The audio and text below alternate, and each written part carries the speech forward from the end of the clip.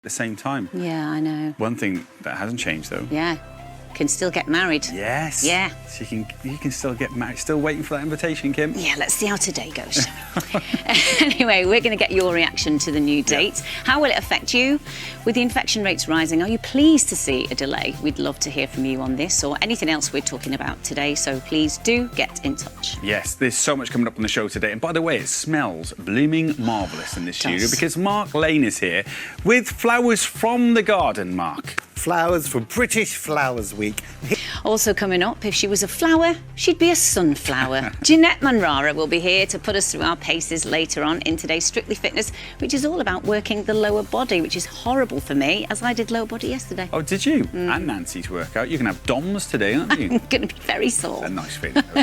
Plus, Always be a borough boy at heart. Still.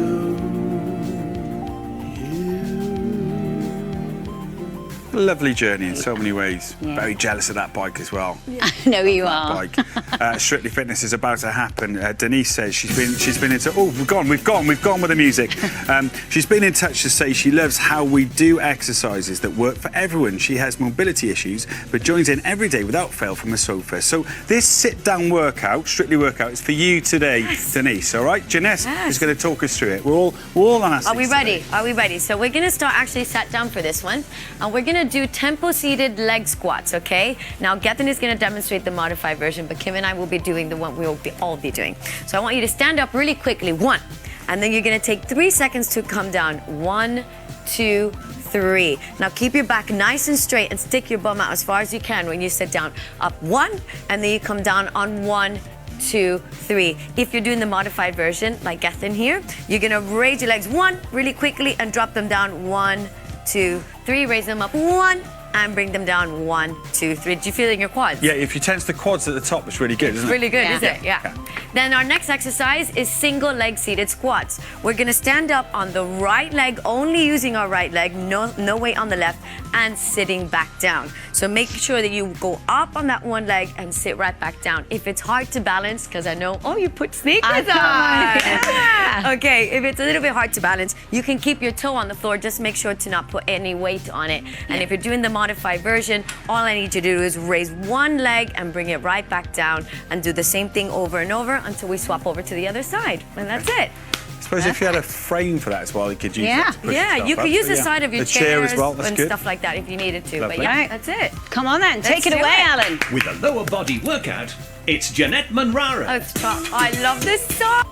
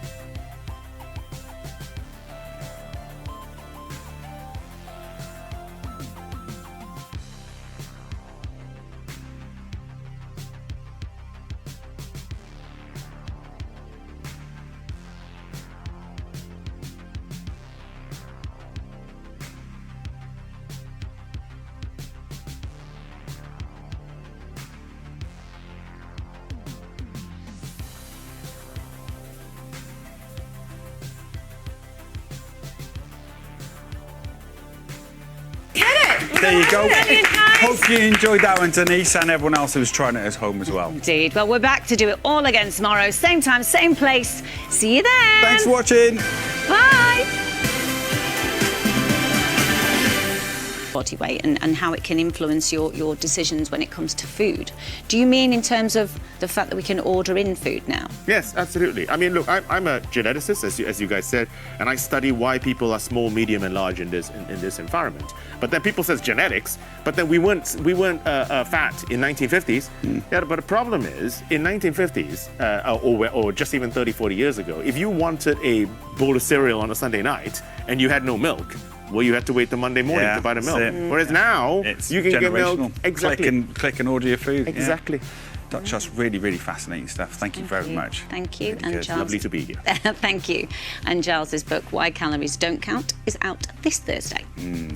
So never know what you're going to get with Brian. Now we're going from Albert Square to from the East End to a street in Bower-in-Furness in Cumbria, which was once home to chef David Myers, one half of the double act, the Hairy Bikers. Before the pandemic, Dave returned to the family home he grew up in to share the experiences that shaped him and his career. And our cameras went along for the ride.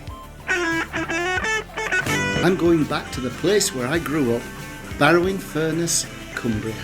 Are you reeling in the years? Where I grew up, this is our old house. My dad was older when he had me, he was 55, and my mum was 41.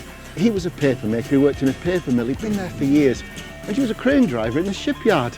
You know, she was a brilliant cook as well as being a crane driver. That's when I was conceived. She went to Dr Morrison's and she thought she had an ovarian cyst. She didn't, it was me. But this is where it all started. But it was round the corner in the back street that we kids had our fun. Motorcycles were the working man's form of transport. My dad had a BSA Bantam, and what he'd do is he'd let me climb up on the tank and I'd sit there holding the handlebars up to our back door. As soon as I was old enough, I was going to have a motorbike. But up until then, I had to make do with my push bike. It wasn't all play. And, you know, I was a hard-working chap, and I've got solid evidence to prove it. There was 40 in the class. English, I was A-, a top by my subject, only let down by spelling. With multiple sclerosis. Within about 6 months to a year, she was in a wheelchair. I was going home from school to help look after her, help carry her up the stairs. It was around about that time that I started to lose all my hair. I got alopecia. One of the doctors decided it was the stress of my mother's condition. Isn't it ironic? I used to be the school baldy. Now I'm a hairy biker. Do you know to cook? This is the radiation cookbook. It came, my dad's old cook from the 1930s. I found a recipe with some bits from the fridge I could cook. That is a taste from the past. It takes me right back. But it was out on the open road, riding with my father on his motorbike, where I got to forget any childhood worries. It was Morecambe Bay and Roe Island, where me and my dad would go fishing. When I was 18, Dad had a stroke, which meant he could no longer care for my mother. I was now faced with the prospect of having to care for both of my parents. And my mum, I knew she wouldn't get better. She went into hospital, and it was left to me to care for my father until he was well again. But you know, when he was well, that's when I got my chance to spread my wings, and I got the opportunity to go to art school in London, which was something I'd always dreamed of. Since we were in our mid-teens, I'd already gone to Goldsmiths to study fine art, and he was understandably keen for me to join him. For me, you were always quite a cheerful character, but I know you had issues that really perhaps we weren't aware of, and I think the art was a kind of release for you. I mean, Then I had to leave Barrow. it must have been quite a wrench for you. Yeah, I remember the day I left Barrow to go to London, it was such a mixture of excitement and apprehension, but deep down, I knew that I had to leave. I'll always be a Barrow boy at heart.